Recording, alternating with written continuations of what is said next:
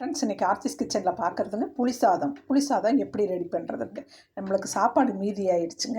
மீதியான சாப்பாட்டில் புளி நல்ல ஒரு பெரிய நெல்லிக்காய் அளவு புளி எடுத்து ஊற வச்சுட்டுங்க.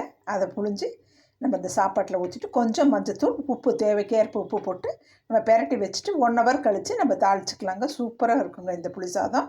இப்போ நம்ம இதை தாளிக்கலாங்க. இப்போ ஆயில் ஊற்றிக்கலாங்க. ஆயிலோ கடலெண்ணெய் அவங்களுக்கு எந்த எண்ணெய் பிடிக்குதோ அது ஊற்றிக்கோங்க. ஒரு 4 ஸ்பூன் ஆயில் ஊற்றிக்கலாங்க. எண்ணெய் காயிட்டுங்க.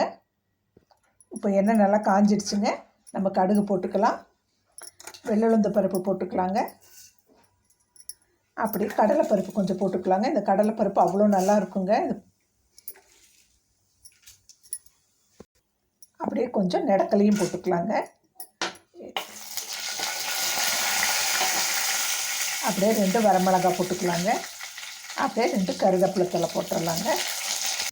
இப்போ அப்படியே பொடியாக அறுத்து வச்ச பெரிய வெங்காயம் 1 போட்டுக்கலாங்க. இது அவ்வளோ சுவை கொடுக்குங்க. இந்த இன்ஸ்டன்ட் புளி சாதத்துக்கு இந்த வெங்காயம் அவ்வளோ நல்லா இருக்குங்க. இப்போ இது அப்படியே நல்லா பெரட்டி கொடுக்கலாங்க. இப்போ இந்த வெங்காயத்துக்கு அளவாக நம்ம கொஞ்சம் உப்பு போட்டுக்கலாங்க வதங்கிறதுக்கு. நான் அந்த சாதத்தில் உப்பு போட்டுட்டேங்க. புளி, உப்பு, மஞ்சத்தூள் போட்டு தான் கரைச்சி நான் தந்துடுங்க. நல்லா கண்ணாடி பதம் வர வரைக்கும் நல்லா வதக்கிடணுங்க வெங்காயத்தை. இப்போ நம்ம போட்ட வெங்காயம், வரமிளகாய், கருவேப்பிலை எல்லாமே நல்லா வதங்கிடுச்சுங்க. இப்போ நம்ம இந்த அமுத்தி வச்ச சாதம் போட்டுக்கலாங்க.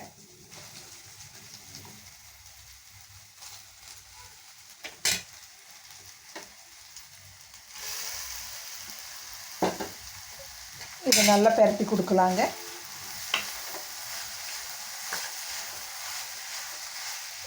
சூப்பராக இருக்குங்க. நல்லா உருளைக்கிழங்கு வறுவல் வச்சு சாப்பிட்லாங்க. கத்திரிக்காய் பொரியல் எல்லாமே மேட்ச் ஆகுங்க. அப்பளம் வச்சுக்கலாம். நல்லா பெரட்டி கொடுக்கணுங்க. நல்லா வெங்காயம் எல்லாம் மேலே வர மாதிரி நல்லா பெரட்டி கொடுத்துட்டு சீக்கிரம் பண்ணிடலாங்க. நம்மளுக்கு சாதம் வீணாகுதேன்ட்டு ஒன்றும் நம்ம பயப்பட வேண்டாங்க. இப்படி பண்ணி நம்ம சாப்பிட்டா சூப்பராக இருக்குங்க.